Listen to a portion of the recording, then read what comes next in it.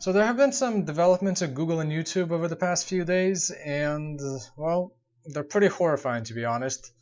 So a few days ago, there was an article, a 10-page paper released by a Google employee talking about diversity and how Google is basically an echo chamber. And it's been making the rounds. A lot of people are talking about it. Apparently, it's controversial, even though it's not, but people consider it hateful, and the employee was fired.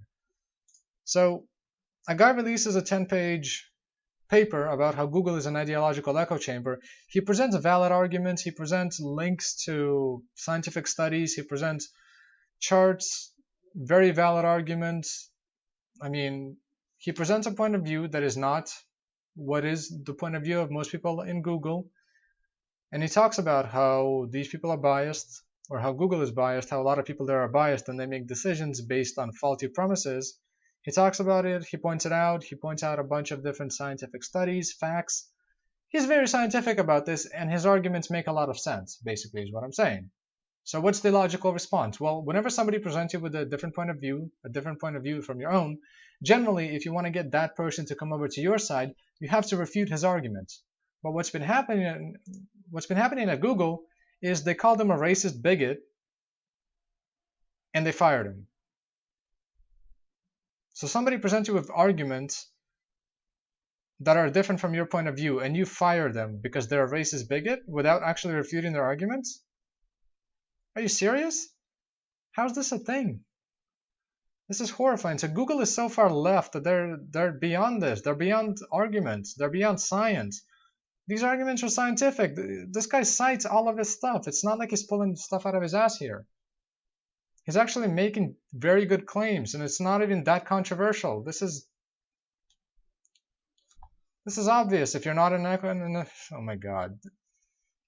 So the problem with this, by the way, I'll link this in the description if you actually want to take a look at this. It's a well-written paper, but the problem with this is that it majorly reflects on YouTube as well. So YouTube uploaded a blog. Well, YouTube updated their blog on August 1st, 2017, and they basically said that they were going to commit to fight terrorism more. And what this basically means is YouTube is going to be censoring content more. And if you take a look at some of the stuff that YouTube says, YouTube is going to have a thing where if you search for sensitive keywords on YouTube, they will redirect you towards a playlist of pre-approved videos for you to watch. So if you want to actually take a look at different points of views on a sensitive issue, YouTube is going to say, no, you're not allowed to do that. You have to watch what we allow you to watch instead of being able to watch whatever you want. And that's going to majorly hurt the platform. This is censorship. And sure, Google can do whatever it wants. They can censor whatever they want, but that's going to lose a major part of their platform. YouTube, for example. The reason why YouTube is so successful is because everybody is allowed to post whatever they want, and for the most part, you're allowed to monetize it. And if you want to, like if you have an issue that you're genuinely curious about, you can go on YouTube and you can find many different points of views for an issue. Like if you're genuinely curious of whether or not Islam is a decent religion compared to everybody else, you can go on YouTube and you can find many different points of views, and then you can compare the arguments. And assuming that you know how to argue, you should come out somewhere. But no, that's not going to be a thing anymore, apparently, because they're going to start censoring it. And I mean, this was pretty horrifying in itself when you actually take a look at some of the stuff that it says. But the simple fact that this sort of thing comes out and it actually argues a different point of view from YouTube, well, not from YouTube, from Google, and Google fires them, they're basically saying that these sort of arguments that this guy presents, which are valid arguments, this is scientific. The stuff that this guy presents is, I mean, it's true. You can disagree with how far it leans. Like there are differences between the genders. You can disagree between how much of those differences can be attributed to different outcomes in society, but you can't just say that there are no differences between the genders. That's just stupid. That's unscientific. Science has constantly proven that that's not the case.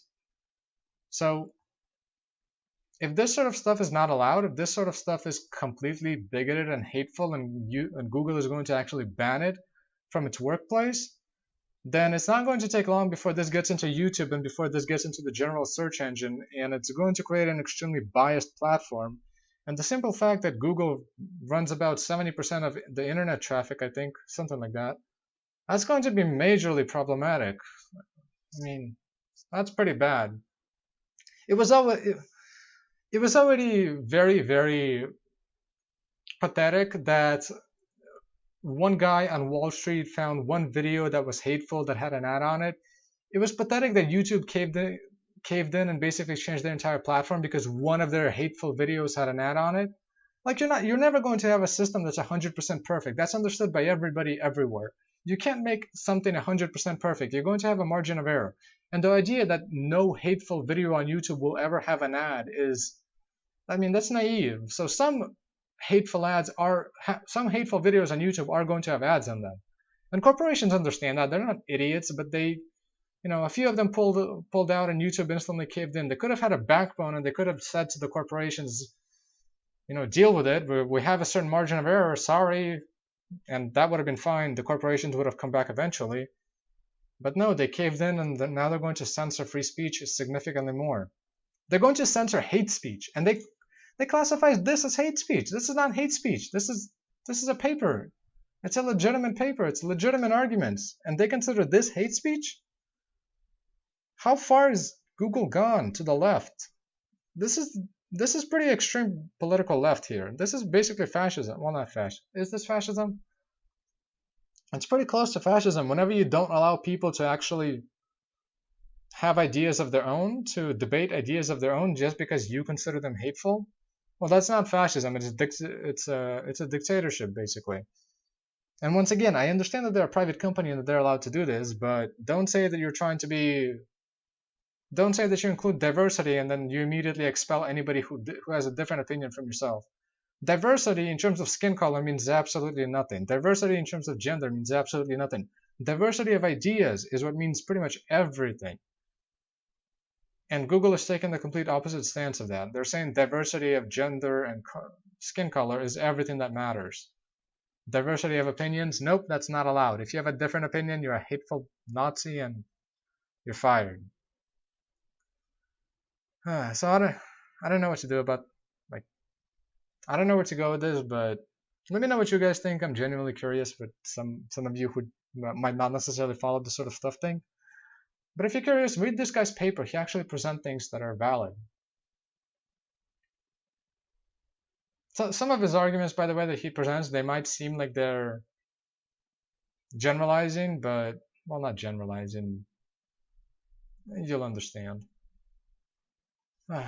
Anyways, this is pretty bad. It's bad for YouTube, it's bad for Google, it's bad for everybody. But hopefully, well, if this is going to continue this way, eventually there's going to become a new YouTube. Somebody will introduce a platform that will actually allow people to have free speech, and if YouTube pushes this far enough, if they censor things far enough, people will leave. So we'll see. We'll see how this goes, but in terms of investing into Google, I don't know. Like, I thought that Google was a decent company to invest into because they had a pretty bright future, but looking at some of the stuff that the management said, no. God, no, I'm not going.